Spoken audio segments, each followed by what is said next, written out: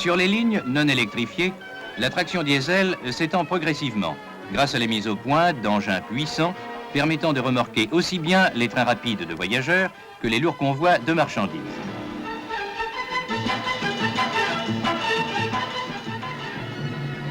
La construction du moteur diesel comporte des opérations délicates effectuées à l'aide d'un outillage perfectionné au sein d'ateliers modernes. L'usinage du bâti-cylindre y est effectué au moyen d'une machine-outil réalisée spécialement à cet effet. Cette machine comporte 96 outils.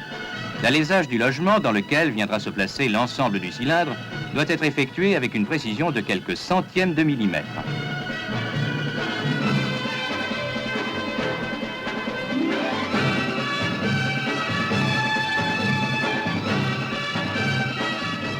Les logements des commandes de soupapes exigent des usinages de grande précision, puisque les tolérances ne sont que de 15 microns.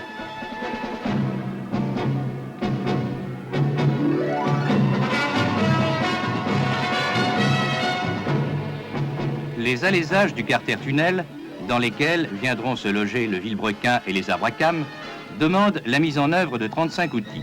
La précision diamétrale est de 3 centièmes.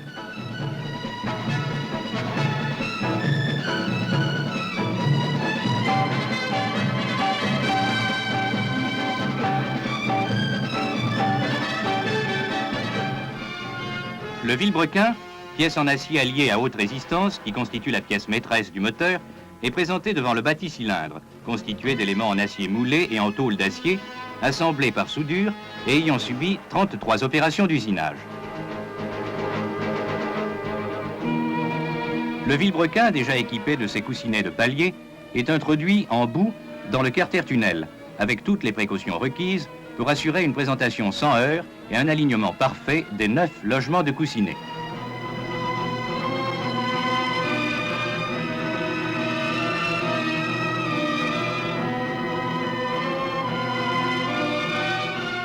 Ainsi, bien que fermement tenu, le vilebrequin reposera sans contrainte dans son logement.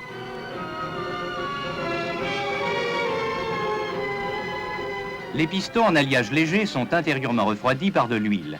Soumis en service à des contraintes mécaniques et thermiques sévères, ils font l'objet de contrôles extrêmement sérieux. Le dernier de ces contrôles concerne les dimensions. Celles-ci doivent être respectées avec des tolérances de quelques centièmes de millimètre seulement.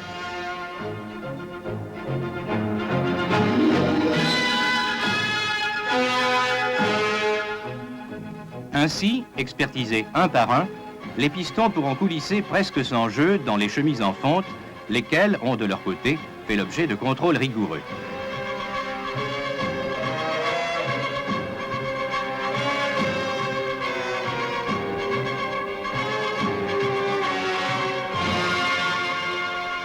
Le moteur, une fois équipé de ses organes essentiels, passe en chaîne pour être muni des auxiliaires indispensables à son fonctionnement.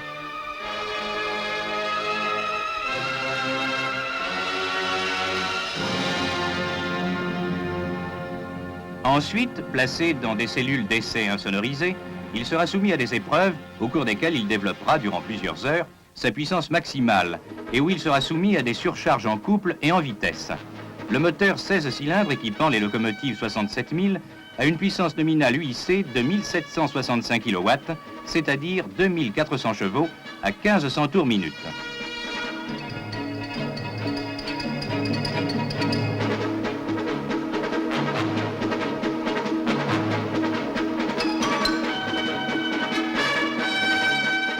L'ensemble, qui est actuellement à l'essai dans une autre cellule, est destiné aux locomotives CC 70 000. Le contrôleur de plateforme vérifie sur le pupitre de commande et de contrôle ses appareils de mesure et de sécurité.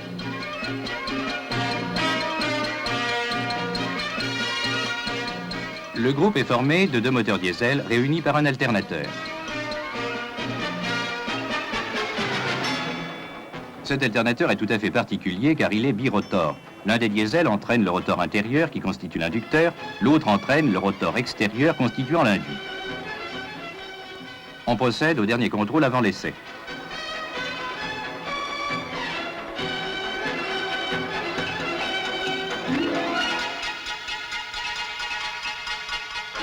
Mise en marche. la vitesse relative de ces deux rotors, tournant en sens inverse au sein d'une virole servant d'entretoise aux deux bâtis diesel, va atteindre ainsi 3000 tours par minute.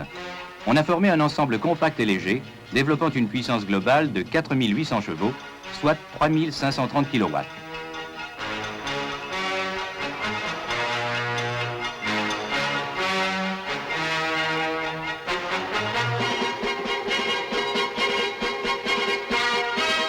Durant tous les essais, les caractéristiques de fonctionnement sont soigneusement observées en fonction des variations de vitesse de rotation du groupe. On tient compte également de la température de l'air entrant dans le moteur.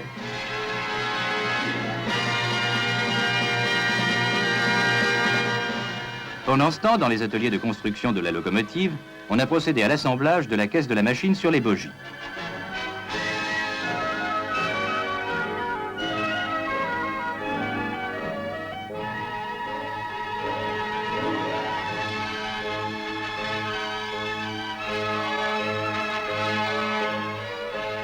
La dernière des importantes opérations à effectuer est donc maintenant de faire descendre à l'intérieur de la locomotive le groupe constitué par les deux diesels encadrant l'alternateur birotor.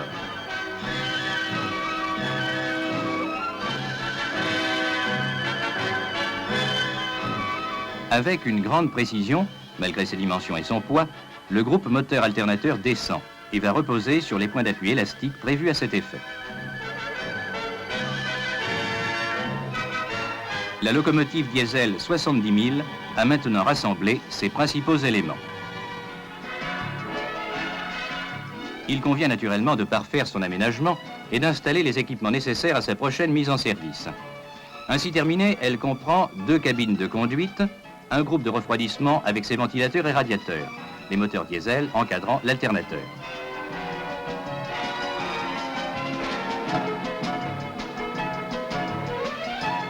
Ainsi qu'un second groupe de refroidissement et les équipements électriques et pneumatiques indispensables à son activité. Après de nombreux essais à poste fixe, la locomotive peut enfin prendre possession de son élément, le rail.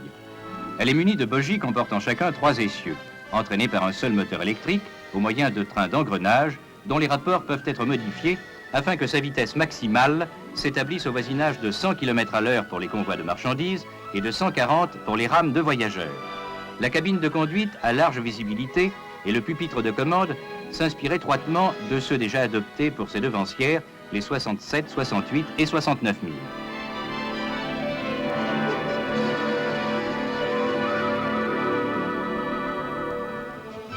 Après des essais préliminaires sur la voie de l'usine qui l'a vu naître, la locomotive est soumise à des épreuves de plus en plus sévères.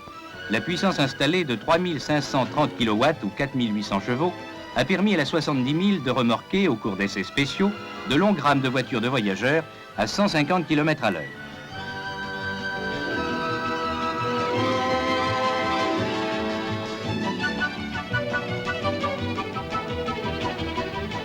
Son double rapport de démultiplication la rend apte, avec ses 6 essieux moteurs couplés, à remorquer également des trains de marchandises sur profil difficile. De plus, sur l'une de ces machines, le changement de vitesse peut, comme sur une automobile, s'effectuer en roulant, ce qui lui permet une grande souplesse de marche et la met en mesure d'assurer un trafic des plus variés, aussi bien en tête des trains de marchandises que des trains de voyageurs.